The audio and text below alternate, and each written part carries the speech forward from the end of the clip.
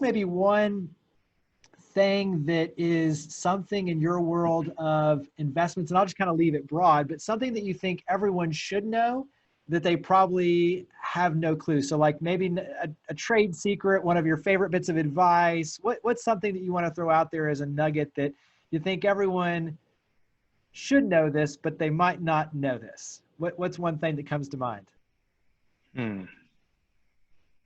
That's a really good question. You can really nerd out on some of the different, like however you want to get into this, but I'll leave it vague for you. I'll take a shot here, and then Brian, you jump in too. So the first thing that came to my mind, so I'll just say this. There's an old phrase that I've heard for years and years that it's proper planning prevents poor performance.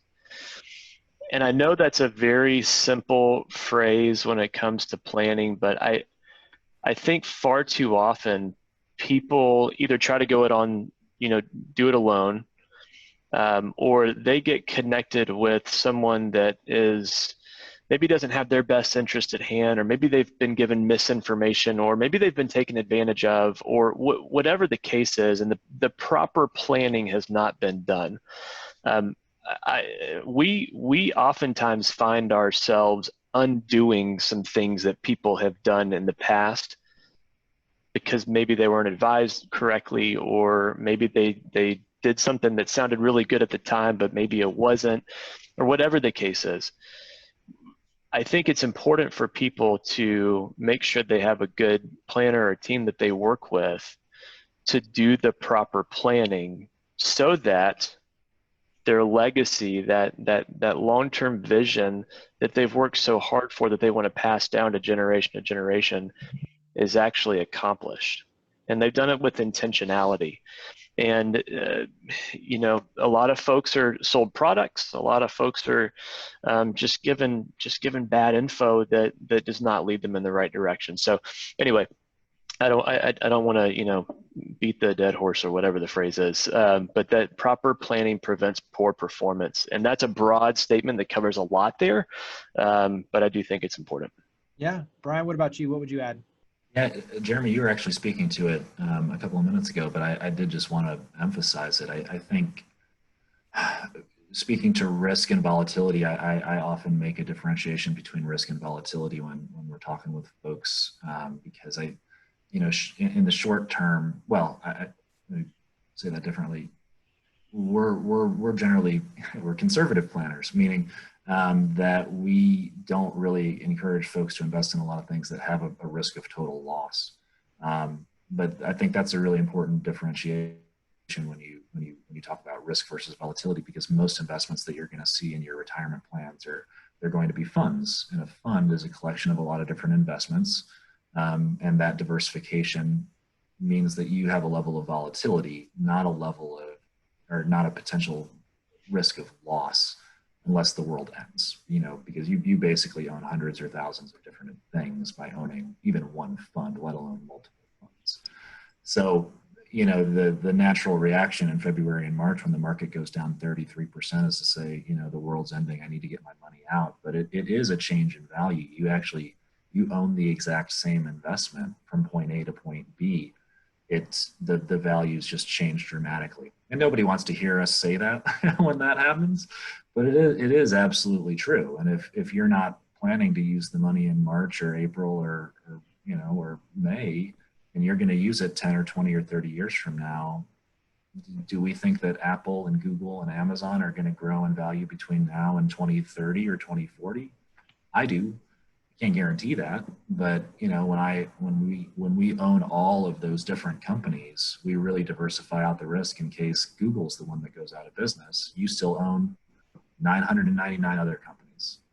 So I think that's one thing that we often take for granted. We skip immediately to that, in 2008, your account could have gone down 50% conversation, and we don't cover that you own so many different things. This is a measure of volatility. It's not the next time the market declines, you're going to lose everything. As long as you stay in the boat, or whatever cliche you want to use, it's going to come back up.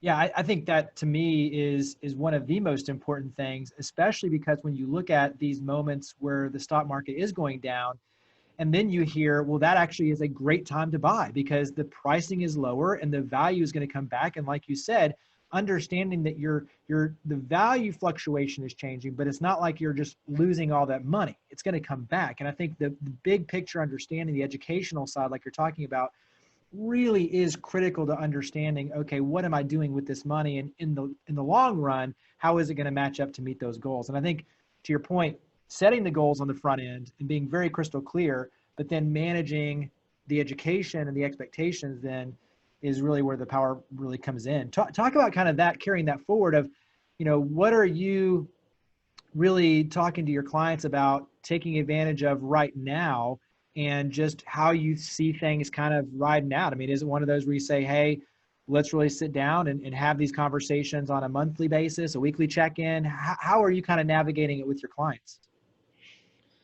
So one of the things that we said throughout the downturn was that there are silver linings to downturns. And to your point, Jeremy, as you said, when the market's down, it's a great time to put additional monies in because you're buying low, right? So the whole adage of buy low, sell high. You can do some really neat, this is where we kind of nerd out, honestly, are these planning techniques that you can do that there's nothing wild and crazy about them. They're very simple in nature and extremely effective. So some different pieces would be something like rebalancing an investment portfolio. There's really not a ton to that, except for the fact that you are doing exactly what we were just talking about, which is buying low and selling high. Doing things like tax loss harvesting and non-qualified accounts, where you can actually utilize these losses that you're experiencing when the market's down, which can help long-term with taxes. Things like conversions and converting an IRA to a Roth IRA, where you pay less tax because the account's down. And so there's some really cool, very simple techniques that we use that unfortunately a lot of folks don't utilize those in times when they make a whole lot of sense, like when the market's down. And so So from a guidance standpoint, those are some pretty simple things that you can do that can really make a big impact for folks, and just helping people understand, here's why we're doing what we're doing. Here's some opportunities that we have, and then utilizing those techniques that again make a big difference over time.